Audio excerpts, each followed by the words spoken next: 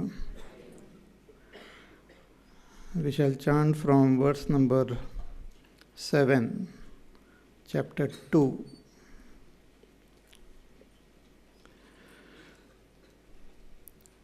कार्पण्यदोषोपहतः स्वभावः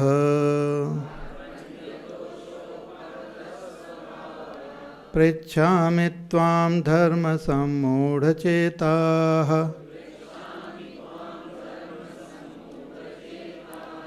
यश्रेयस्यान्निश्चितं ब्रूहि तन्मे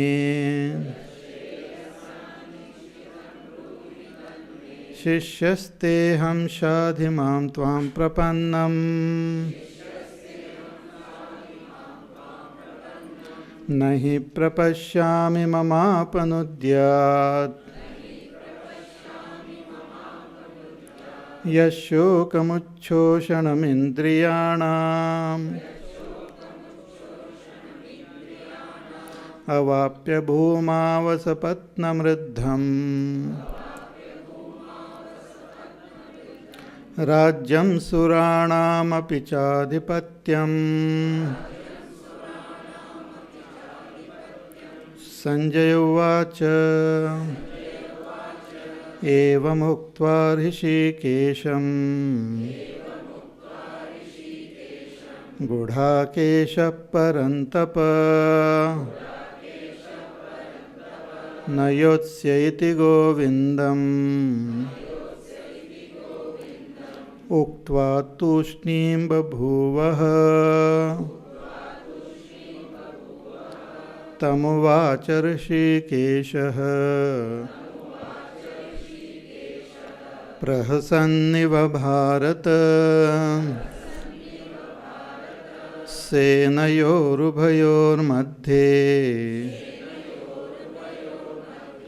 विषीदन्तमिदं वचः श्रीभगवानुवाच अशोच्यानन्वशोचस्त्वम् प्रज्ञावादांश्च भाषसे गतासु न गतासूंश्च नानुशोचन्ति पण्डिताः न त्वेवाहं जातु नासम् न त्वं नेमे जनाधिपाः न चैव न भविष्यामः सर्वे वयमतः परम् देहिनोऽस्मिन् यथा देहे कौमारं यौवनं जरा तथा देहान्तरः प्राप्तिः धीरस्तत्र न मुह्यते मात्रा स्पर्शास्तु कौन्तेय शीतोष्णसुखदुःखदाः आगमापायिनो नित्याः तान् तितिक्षस्व भारत यं हि न व्यथयन्ते ते पुरुषं पुरुषर्षभ समदुःखसुखं धीरम् सोमृतत्वाय कल्पते नासतो विद्यते भावः नाभावो विद्यते सतः उभयोरपि दृष्टोऽन्तः त्वनयोस्तत्त्वदर्शिभिः। हाँ, So we saw in the first chapter how Arjuna came on the battlefield and he had come all prepared for the war. He knew that what he was doing was proper, it's dharma, and he came prepared to fight the war. But then he requested Bhagwan to take his chariot in between the two armies, and he saw in front of him Bhishma Pitamaha, Dronacharya, and his teacher Kripacharya also, and other relatives, his brothers on his side, and all his friends. And seeing the entire army at one stretch, he got a little nervous. He got frightened also, got confused, and was filled with lot of sorrow. Misplaced compassion came to his heart, that though he knew what they were doing is adharma, but still he felt that he should not do anything about it. Chalne do. Just like how many of us we do sometimes. Whatever is happening, let it happen. So he gave lot of arguments to Bhagwan Sri Krishna because he wanted to justify what he was doing. So he started saying that all the drawbacks of war, not knowing that that was the last option which they had themselves selected. And finally he said that I won't fight this war, and he kept down his bow, arrow, and he just sat there. Thus concluded the first chapter, which actually shows us the cause of our problem. And the solution is given in the whole Bhagavad Gita.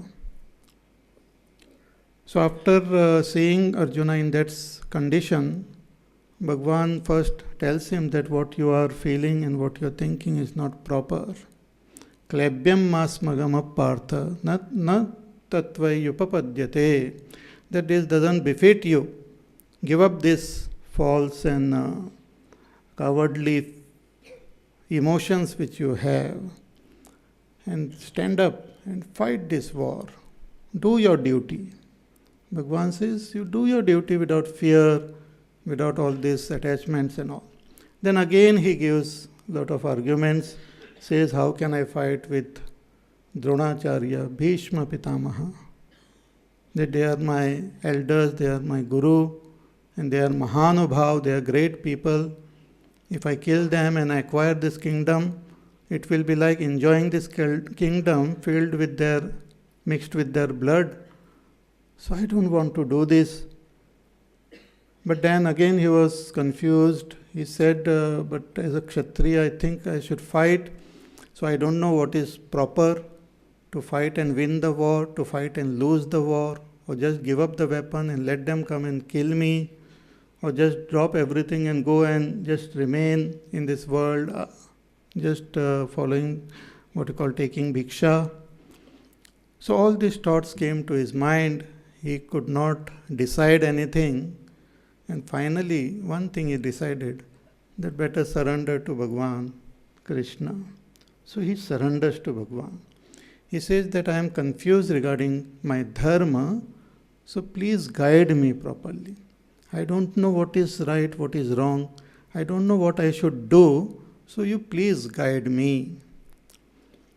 And then Bhagwan starts his teaching.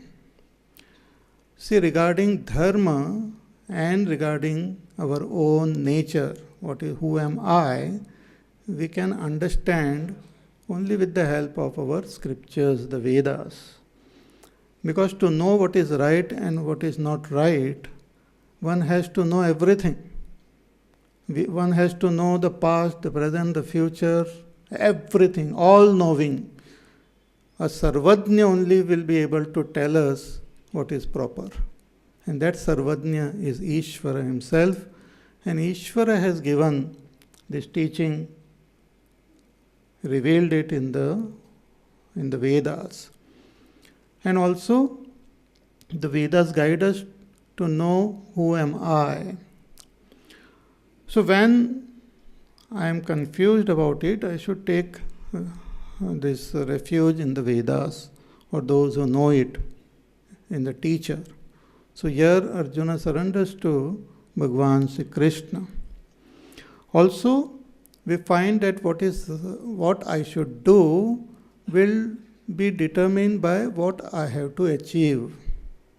My goal will determine what I have to do, where I have to go.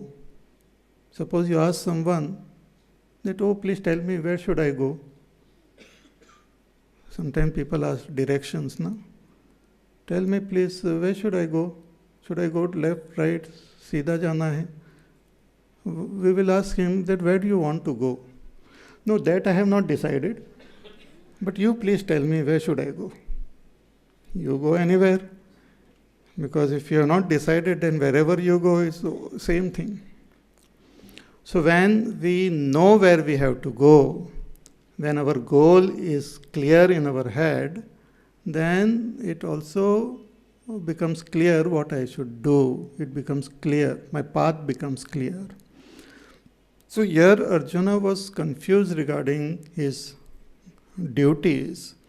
He was confused regarding the validity of the dharma also, that why we should be good, why should we follow the path of goodness, why should we follow the path of righteousness.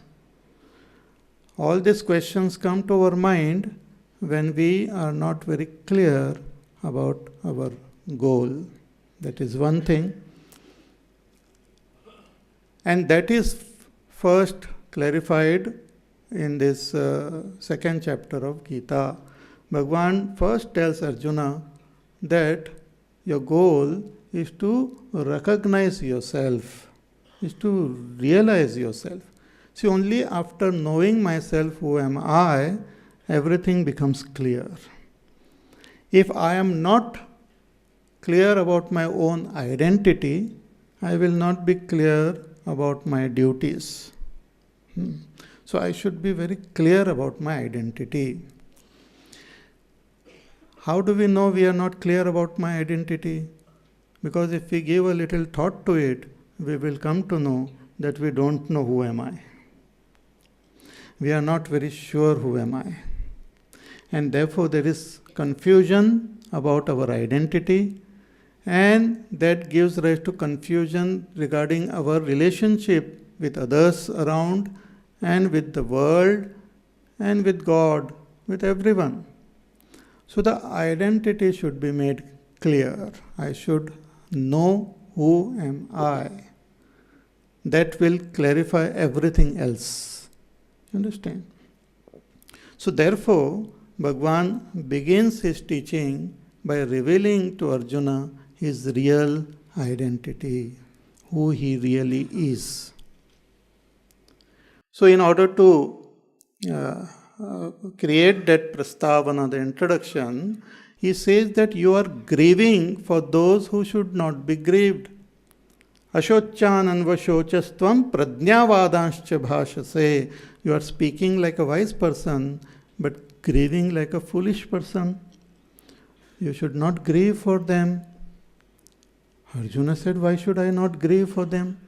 They are my elders. And in this war, all of them will die. Why should I not grieve for them?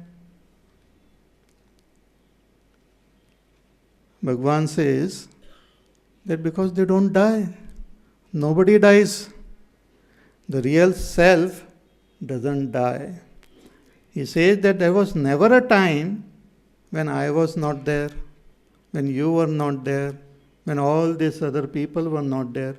We were always there, we are now, and we will always be there. My real nature is such that it doesn't die. there is no destruction for it. There is no nash for my real self. But one may say that, oh, every day I see myself dying, I see myself growing old, I see myself undergoing so many modifications. He says what you are seeing is the body. The body is constantly changing. The body is constantly modifying, but the you who is there within this body do not change. Dehinosmin yatha dehe kaumaram yauvanam jara tatha dehantara praptihi dheras tatra namuhyati. That just as in this lifetime we see the body changing from childhood, we grow to become an adult and old age, the body changes, but the I remain same. If I just close my eyes and just feel that sense of I don't find any change in it. What I experienced as a child, what I experienced when I grew up, what I experience now, it is the same I. In fact, when you just focus your attention on that I, it has got no gender also. Gender and all we start talking when we talk about you. The pure I, when we just try to experience, I don't experience any gender, anything, any limitation. But when I look at my body, then I talk about gender. When I look at my mind and intellect, I talk about my qualification, my education. So all this what I am talking about is only about my upadhis, my outer conditionings, not about the real I. So that real I, the you and I, it doesn't die, doesn't undergo any change. So in this lifetime also, when the body changes, it doesn't die.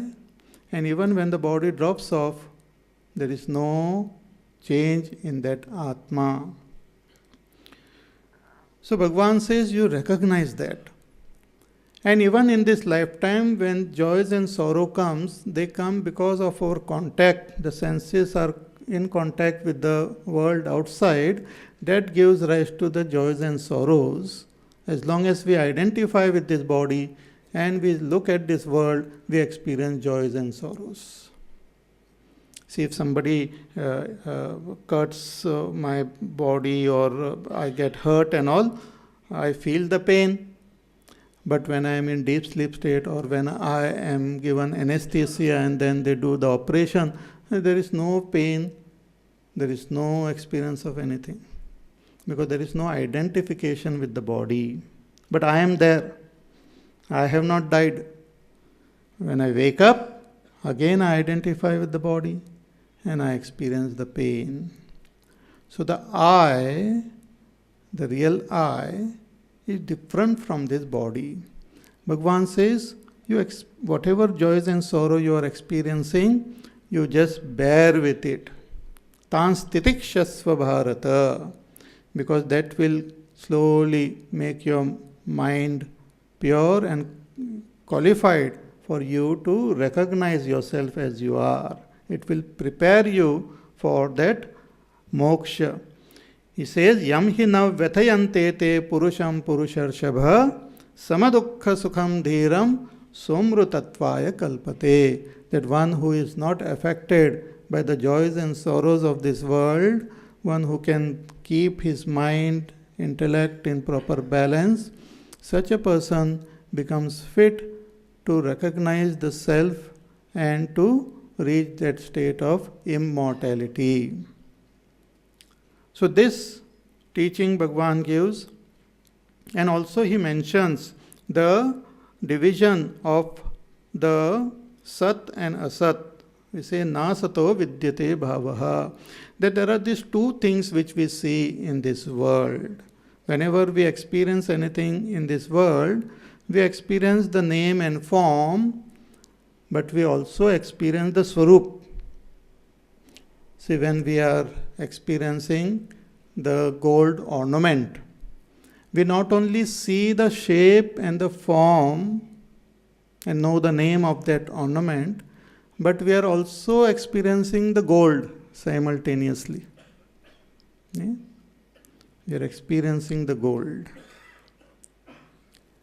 Why? Because gold is the cause of that ornament. Gold is the material with which the ornament is made. So when I am experiencing the ornament, I am also experiencing gold. Similarly, when I am experiencing this world, and if that reality is there present in this world, then I must be experiencing that reality also. I should be experiencing that reality. So it is said, yes, you are experiencing. So when I am seeing this world and experiencing anything, I experience the form, and also with that form, I experience easiness. I say the watch is, the table is, the book is. That is experience is common everywhere. Whatever I see, whatever I feel, whatever I experience it as existing. But the form changes, the name changes, but that experience of existence always remains. So that is called the Sat Vastu. That experience of that is, that is the Sat Buddhi, that is the experience, the knowledge of easiness which I have, that belongs to that Sat Vastu, that reality. And that which constantly changes is its effect. So the whole world which we see is that effect, and the cause is hidden. Just as in the world, similarly in case of our body also. We find that the body constantly changes, the mind constantly changes, our thoughts constantly changes, but there is someone inside who doesn't change. Okay? Suppose you are sitting at one place and watching the traffic, you will be able to see all that which comes, because you are at one place stationary. So all that vehicle which moves in front of you, you are aware of it. Okay?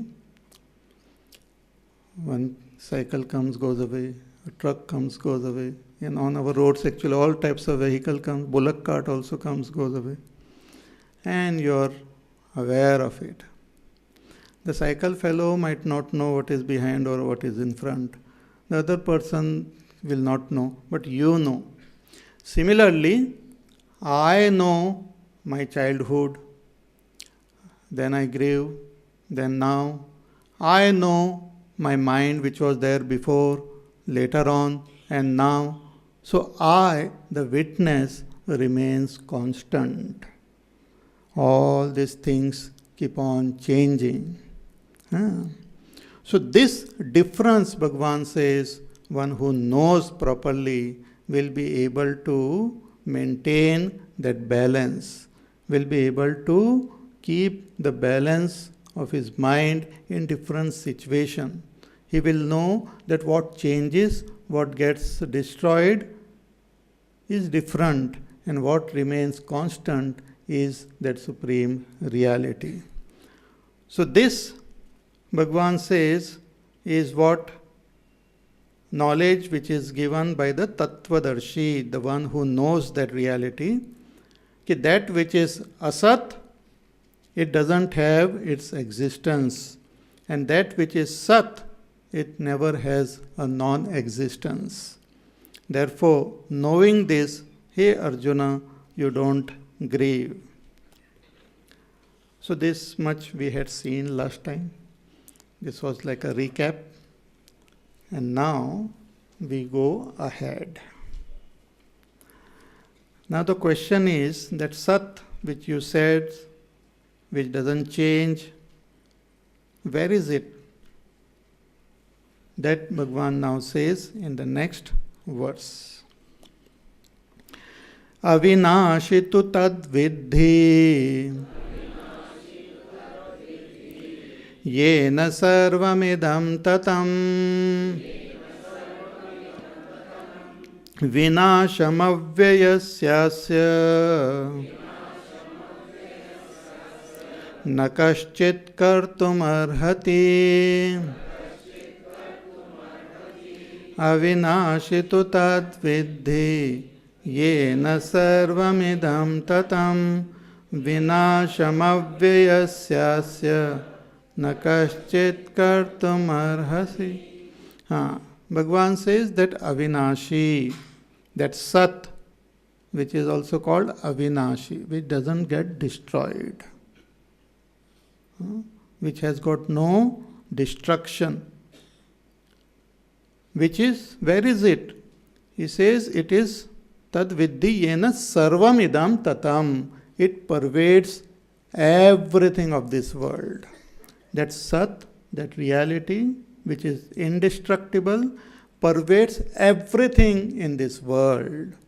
The scriptures say that Sat is the cause of this world. Just as gold is the cause of all the ornaments, or clay is the cause of all the pots, that Sat, Brahma, is the cause of this entire world. In the Upanishads, in Chandogya Upanishad, it is said, Sadeva Saumya idam agra asit, that before this whole world came into existence in the form of these names and form, it was present only as Sat, only as that Brahma. And then from that Brahma alone, the whole world has come into existence. Just like before, all the pots come into existence, it remains as clay. And then we see the different types of pots, big pot, small pot, crack pot, different types of pots, they come into existence. Even when the pots are present, the clay is there. But the pots are such that they change, they have different names, they have different forms. They are utilized for some worldly purpose. They get broken, but that clay remains constant. Even when there are no pots, clay is there. Even when the pot is there, clay is there. And when the pot gets destroyed, clay remains. Similarly, that Sat, that Brahma, is the cause of this world, and it is present in each and everything of this world. And that Brahma is called Sat, changeless reality, which remains changeless even when we see the variety of things and changes on. Just like we see the changes in the ornament, but the gold remains changeless. Similarly, we see the changes in this world, but that reality remains changeless. So, avinashitu tad viddhi yena sarvamidam tatam. So, avinashi is that which pervades everything. Just like space pervades everything, similarly, this avinashi reality pervades everything. Says further, ki vinasham avyayasyasya, the destruction of this avvaya tattva, the destruction of this reality is not possible. Nobody can destroy it. Na kaschit kartum arhati. That reality which we are talking about as pervading everything, that alone is experienced within this body as I am, as I am. What is present in this whole world itself is experienced within us as I am, as our own self. And here Bhagavan says that it is not possible for anyone to destroy his own self. Shankaracharya ji adds that even Ishvara cannot destroy his own self. Ishvara, who is all powerful, cannot destroy his own self. So, vinasham avyayasyasya na kaschit kartum arhasi. So you recognize, hey Arjuna, that Avinashi, that Sat Tattva as your own self. Slowly and steadily he is revealing this truth. So here he mentions what is that Sat, which is the changeless reality which pervades everything. But what is that which changes constantly, which is the effect of this Sat, that Bhagavan now tells in the next verse. So the both things he mentioned, the Sat as well as this changing the Asat. He says, Antavanta ime dehaha Nityasyokta sharirinaha Anashino prameyasya Tasmad yudhyasva bharata Antavanta ime dehaha Nityasyokta sharirinaha.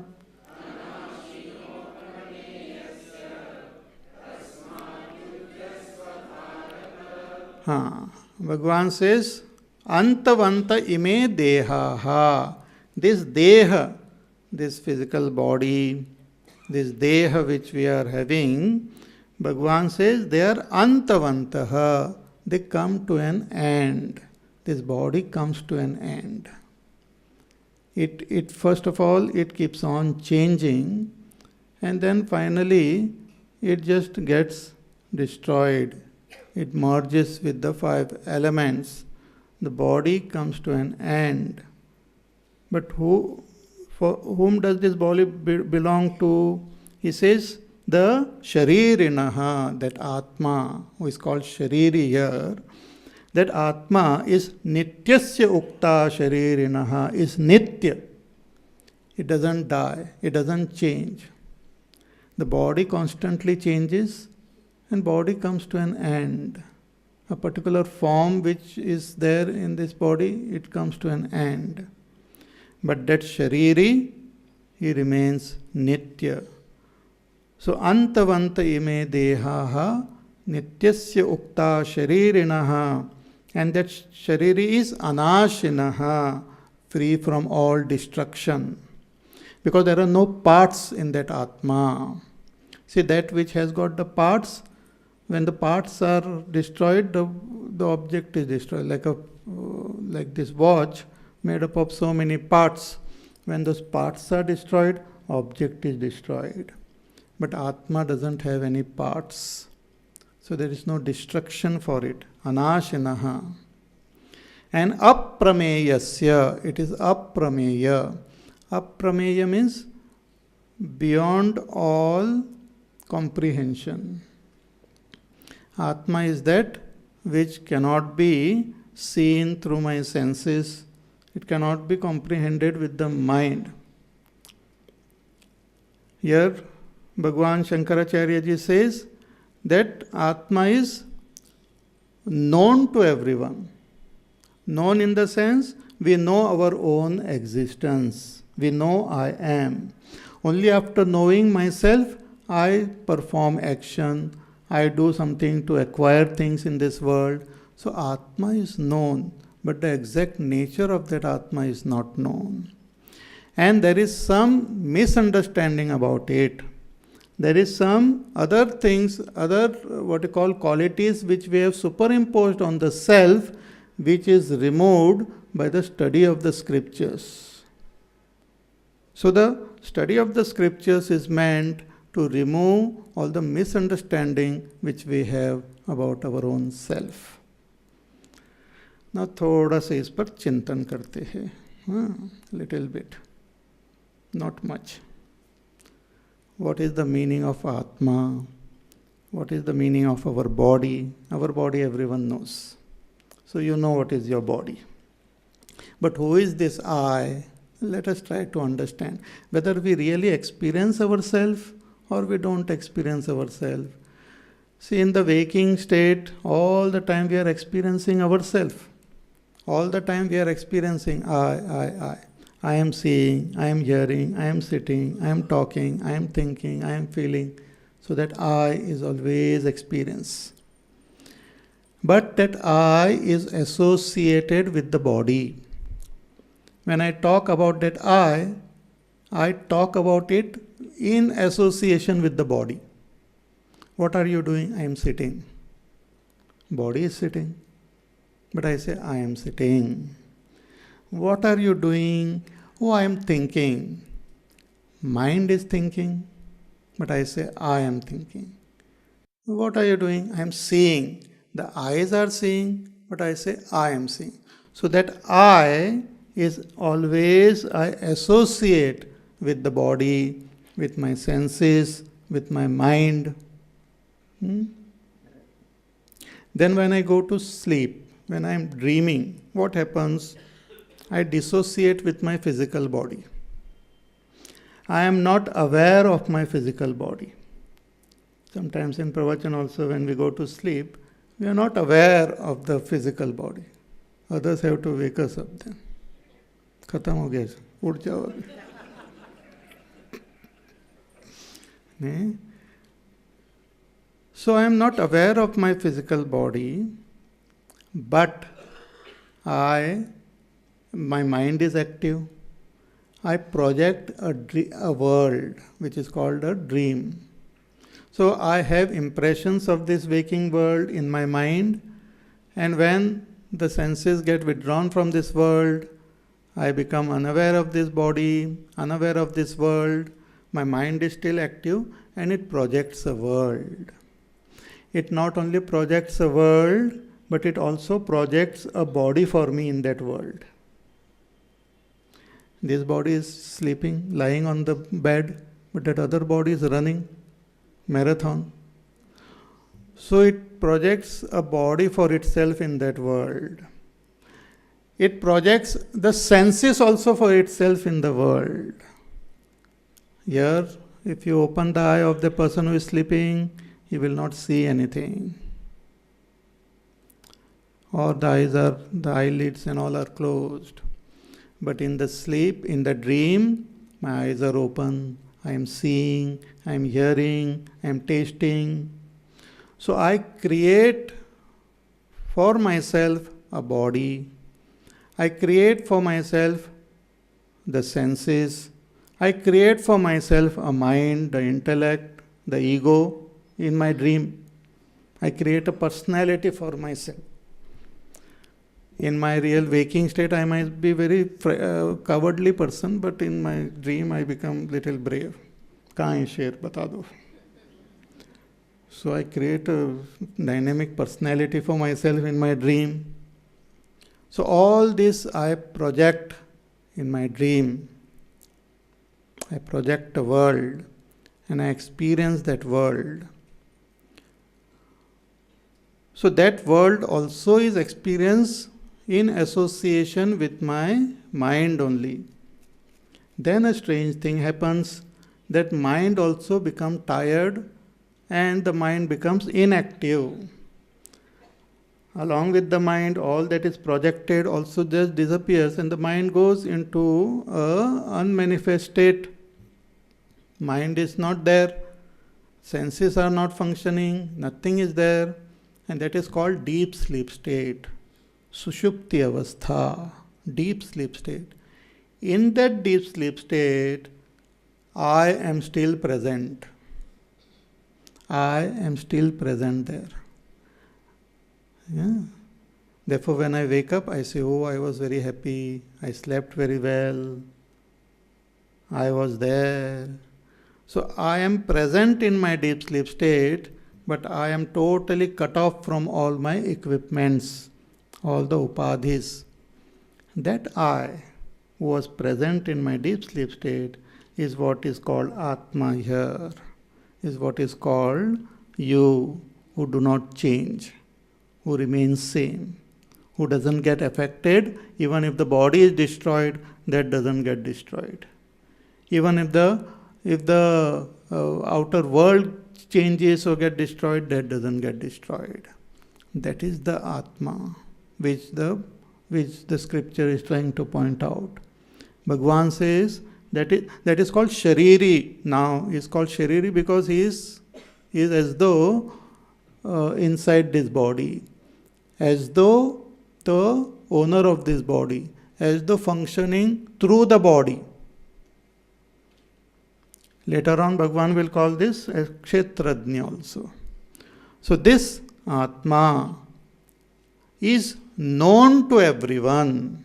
When I wake up, I say, I slept very well. So that Atma is known as I. Is called what you call Aham Pratyaya. It's known by that I thought. I say I. So that I, that Shariri, that Dehi, Bhagwan uses the word Dehi also for it, Atma also for that. That Atma is indestructible. Even when this body gets destroyed, it doesn't get destroyed. Even when everything changes, it doesn't changes. So Antavanta ime dehaha. This deha is Antavanta.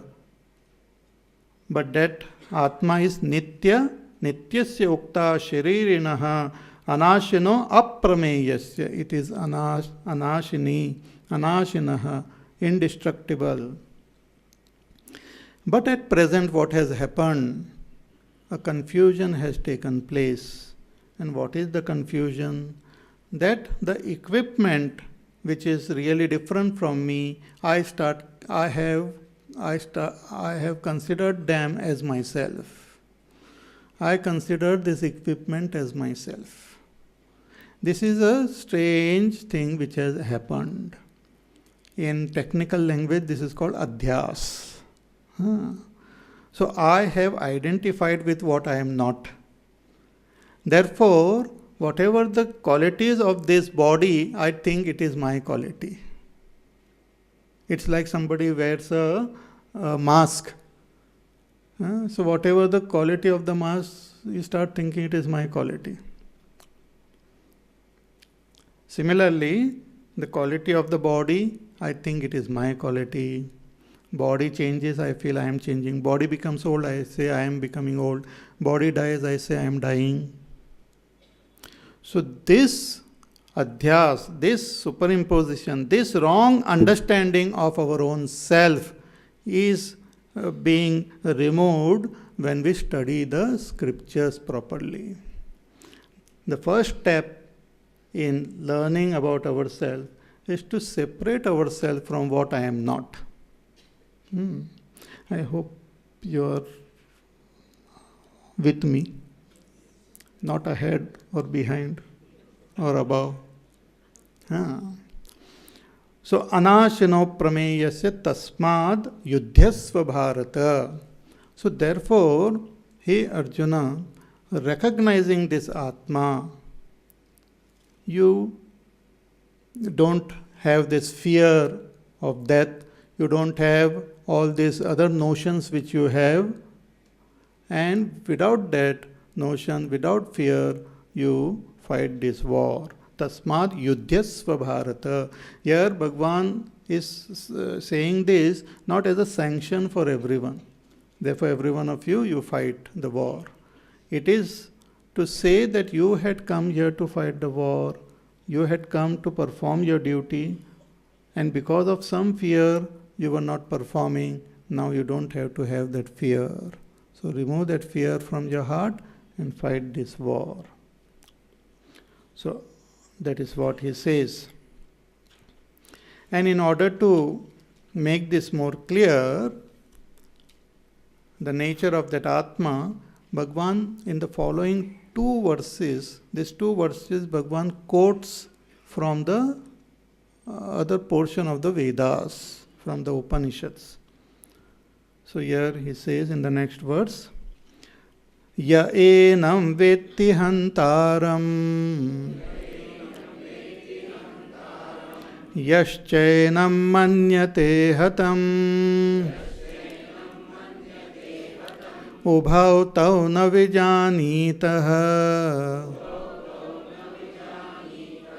नायं हन्ति न हन्यते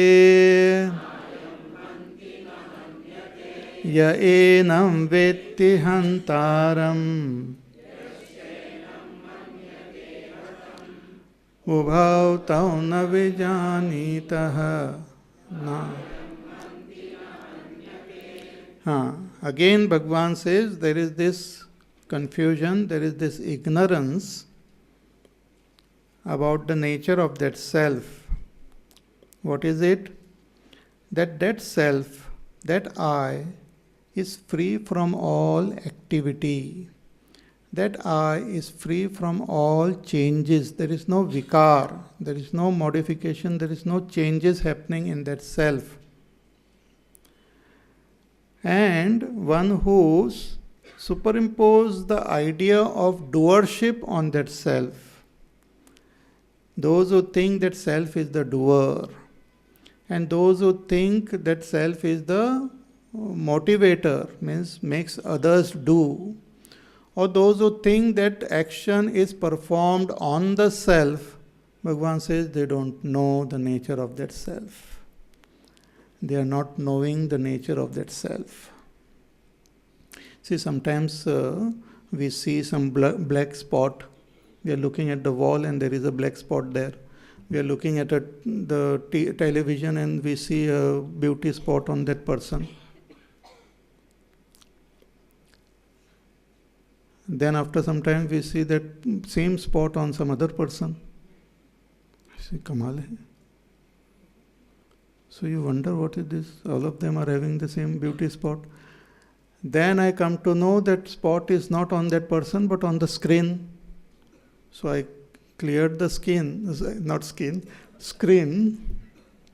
and then the spot goes away. Similarly, the nature of this body, etc., is superimposed on the self. The nature of the self is superimposed on the body by mistake. It's called adhyas. So Bhagavan says the action of the body, the activities of the world are superimposed on the self, and a person thinks that I am the doer. He says, Ya enam vetti hantaram. He who considers this self, this Atma, as hantaram, as one who slays, one who kills.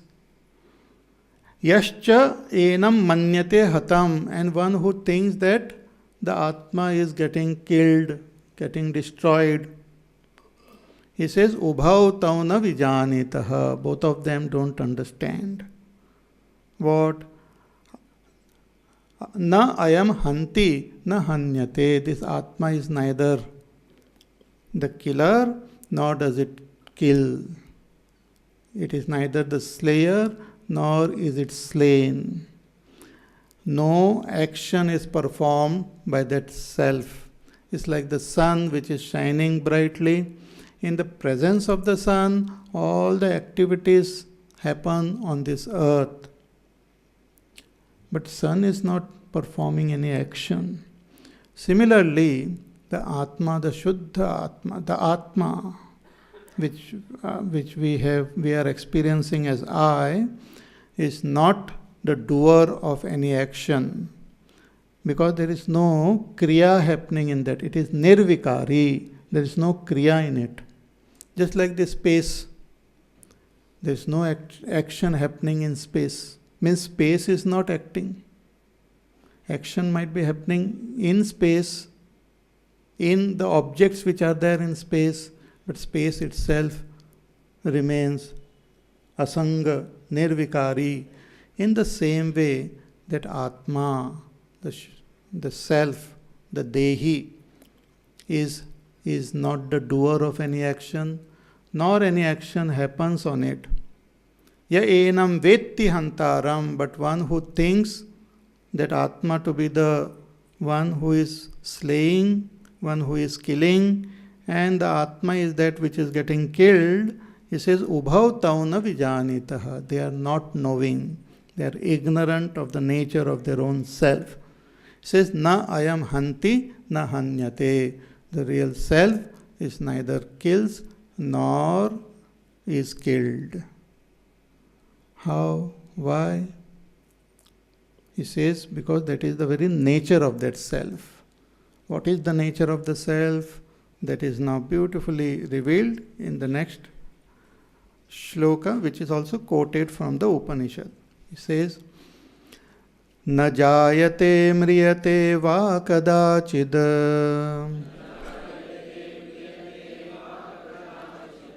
नायं भूत्वा भविता वा न भूयः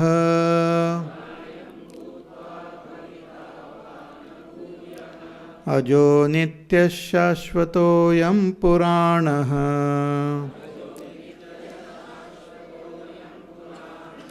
न हन्यते हन्यमाने शरीरे न जायते म्रियते वा कदाचिद् नायं भूत्वा भविता वा न भूयः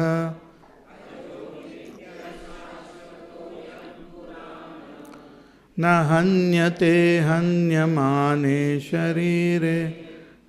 He says, न जायते म्रियते वा कदाचित् ayam, this Atma is not born, it is never born. Na jayate, there is no utpatti for this Atma, it is always there. And na mriyate, that which is born, it dies, but there is no death for this Atma. Kadachida, at no times. Ayam bhutva bhavita va na bhuyah. Therefore, it is not that Atma is born and then it goes into non-existence. Such thing doesn't happen.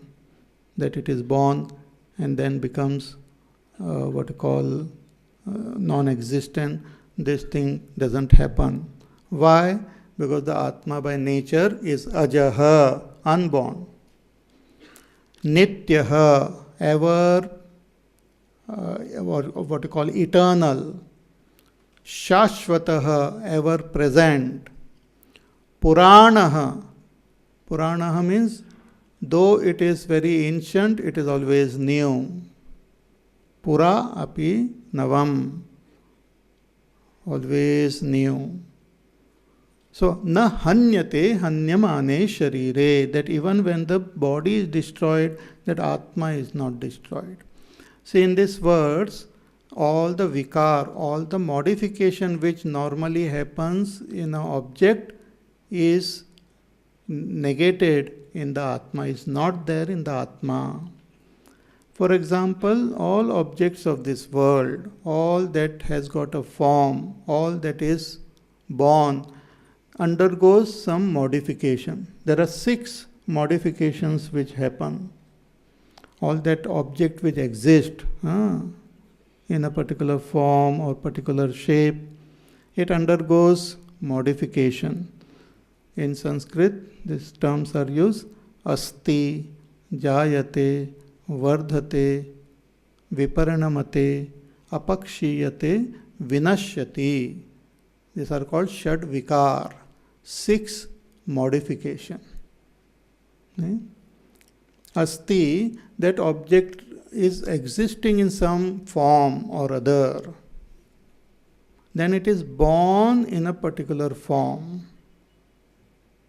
For example, let us say any object, Taj Mahal, all the material was already there. It was there somewhere. Then it was created in a particular form. It was born in a particular form, which was not present before. Or even this body, the material was already there, existent in this world. Material has not come from anywhere else. The material which goes to make my body was already present in this world. Maybe it was somebody else's body. Then it came into my parents' body. So the material is there, asti. Then in a particular shape, particular form, this body was born. Jayate is born. Then Vardhate, it keeps on growing. I keep on eating, keep on growing. In all different shapes and sizes we grow. So Vardhate. Then Viparinamate, it undergoes lot of changes, transformation. One is that it grows, but it also gets on transforming. Vardhate. Then after some time, then it starts getting slowly destroyed. So Viparinamate, some drastic changes happens. Apakshiyate, gets decayed, and finally Vinashyati, gets destroyed. So it is existing, it is born, it grows, it changes, modifies, gets decayed, and then dies. That is what we see in all the objects of this world, including our body, including our mind. All that is born, all that has got form, it undergoes this modification. But this Atma doesn't undergo any of this modification. So na jayate, na mriyate, by saying this, all this in between, all that modification is also denied. By saying that it is Shashvata, all the decay, etc. is denied. By saying that it is Nitya, all the Vardhanam, that it grows and all that is denied. So all the modification which happens to a normal object of this world doesn't happen to our own self. All of us who are sitting here, the body which is sitting will modify. But you who are there within doesn't change, is Nitya. You have to recognize that. उसको पहचानना है. And proactively, ऐसा नहीं कि हाँ बैठेंगे, देखेंगे, करेंगे. नहीं. We have to put forth effort as guided by our scriptures and recognize that self.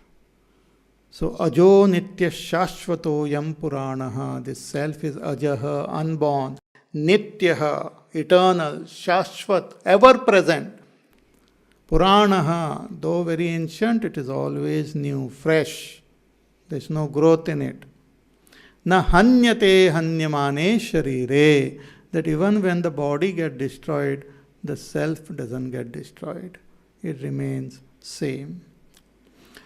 So in this way, Bhagavan is revealing the nature of this self to Arjuna, and he concludes with this, the thought which he wanted to convey in the following words. Veda vinashinam nityam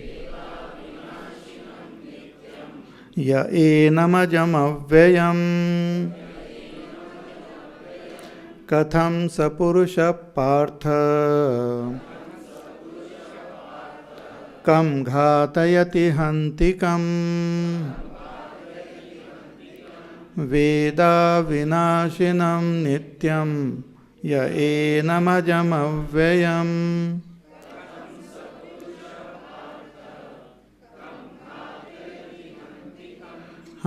Veda, Bhagavan says, one who knows this, one who realizes, one who knows this Atma. Veda avinashinam nityam, this avinashi, nityam, Atma, one who knows. Ya enam ajam avyayam, one who knows it as unborn and unchanging, the real nature of the self, one who recognizes. We can recognize first with the help of our mind, purified mind and sharpened intellect, we can recognize our own self. Like in a good mirror, we can see our face. Similarly, with the help of a purified mind and intellect, we can recognize our own self. So one who knows his self as unborn, unchanging, free from all modification, such a self-realized person, Bhagavan says, Katham sa purusha partha, hey partha, such a person, kam ghatayati hantikam, whom will he propel to act or slay or kill, and whom will he kill? Hantikam, ghatayati kam, means such a person will know that I am not the doer. Such a person will become free of the sense of doership. These are very subtle and very interesting points, but first time when we hear, or even if we have heard many times, it becomes little difficult to comprehend. But as we go along, it will become more and more clear. He says that one who recognizes the real nature of one's own self, that person also comes to know that I am not the doer, that I am not the performer of the action. I am free from all modification, all changes. Such a person, Bhagavan says, whom will he make to act, or kam hantikam, kam ghatayati hantikam, whom will he slay? So he will become free of the sense of doership as well as the sense of enjoyership. He will become free of both. So, hey Arjuna, you understand this. This is your goal. This is the final destination which you have to reach. But it is a long way. So, knowing this destination, and for that destination, at present what is required is to follow the path of Karma Yoga. See this from a distance, Bhagavan is showing the goal. But at present what we have to do is follow the path of Karma Yoga. That he will tell in detail. But unless we know the final goal, we will not be able to appreciate the path of Karma Yoga also. So this is showing that finally we have to recognize our own self, realize our own self as free from all modification, all changes, free from the sense of doership, knowership, enjoyership. So having recognized that, become free. More we will see tomorrow.